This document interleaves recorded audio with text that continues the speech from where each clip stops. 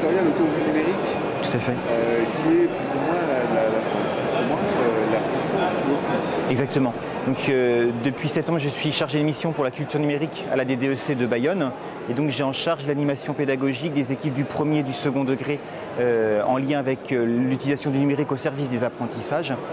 Et j'essaye donc effectivement d'animer le territoire, non pas comme étant celui qui sait et qui va dire ce qu'il faut faire dans les établissements, quel matériel acheter, ce qu'on va devoir en faire et comment on l'utilise dans la classe, mais plutôt celui qui va aider à décoder ce que c'est que la culture numérique, aider les enseignants à comprendre ce qui se passe en dehors de l'école, pour voir ensuite quelles sont les perspectives pédagogiques qu'ils peuvent envisager selon leurs besoins, selon leur réalité de terrain.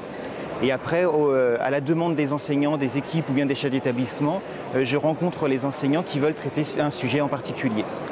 Et pour animer réellement le territoire, j'organise également des rencontres d'enseignants sur un sujet particulier.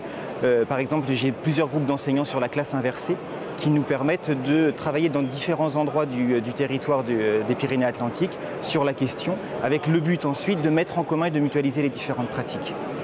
Pour animer le territoire, je vais également proposer, mais ce n'est pas encore fait, je vais également proposer des rencontres réunissant des personnes ayant un statut bien particulier. Il me semble aujourd'hui qu'avec le numérique, le savoir a une place très différente de ce qu'il pouvait y avoir il y a encore jusqu'à 10 ans. Et donc la fonction du professeur documentaliste et du CDI est en train d'évoluer. Et il me semble important aujourd'hui de pouvoir fédérer les différents documentalistes de mon diocèse pour leur permettre d'échanger, de mieux comprendre de ma place quelles sont les questions qu'ils se posent et les questions qu'il faudrait traiter au sein du CDI pour voir avec eux ensuite comment on peut aménager différemment un CDI, voir quels seraient les glissements de posture d'enseignants et de professeurs documentalistes pour être de plus en plus en lien avec les demandes de terrain et surtout avec les besoins de nos jeunes. Je ferai également la même chose avec les techniciens qui sont souvent très oubliés dans les établissements scolaires. Il peut même parfois y avoir quelques tensions entre le monde enseignant et les techniciens qui ont du mal à s'entendre. J'ai un groupe culture numérique où je réunis des chefs d'établissement et des enseignants, mais je vais également avoir un groupe où je vais réunir des techniciens pour comprendre quelles sont les questions qu'ils se posent et comment de leur place ils peuvent être au service des enseignants et comment les enseignants peuvent mieux se faire comprendre des techniciens pour faire en sorte que les différents produits, plateformes, ENT ou autres qui seront proposés dans les établissements puissent vraiment être au service des apprentissages des élèves. Toi, tu es un animateur de réseau pluriel. C'est ça, exactement, c'est un peu cela. Pour ce faire, tu as quand même un travail de veille aussi. Tout à fait, complètement. Oui. Alors ce travail de veille, il me paraît essentiel parce que, effectivement, dans cette partie de mon métier qui est plutôt être un animateur, je vais plutôt réunir les gens et leur donner la parole, leur donner du sens et de la valeur à ce qu'ils font. Mais il faut aussi pouvoir tirer vers le haut et montrer qu'il y a d'autres pratiques ailleurs. Et pour ça, il y a un vrai travail de veille à la fois, je dirais, sur le net pour se tenir au courant de la veille technologique et de la veille informationnelle, mais également une veille avec les autres collègues qui ont un poste similaire au mien dans les autres diocèses de France.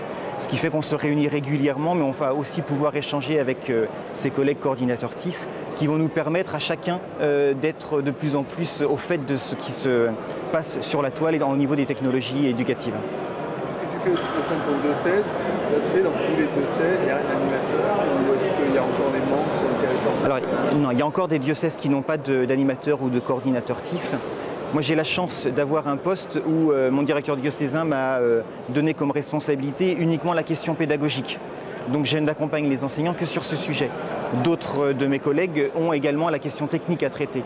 Donc ils vont également réparer les ordinateurs, mettre en place des plateformes. Et là, c'est tellement chronophage que la partie animation de réseau passe au second plan. Ce qui est à mon avis plutôt gênant parce que c'est vraiment partant des besoins du terrain et mettre en valeur ce que font les enseignants qu'on arrive à faire bouger les choses. C'est un binôme qui s'occupe de technique Non, personne ne s'occupe du technique sur le diocèse. C'est pour ça que je tiens vraiment à réunir ces techniciens pour pouvoir être avec eux et travailler de concert avec ce type de posture.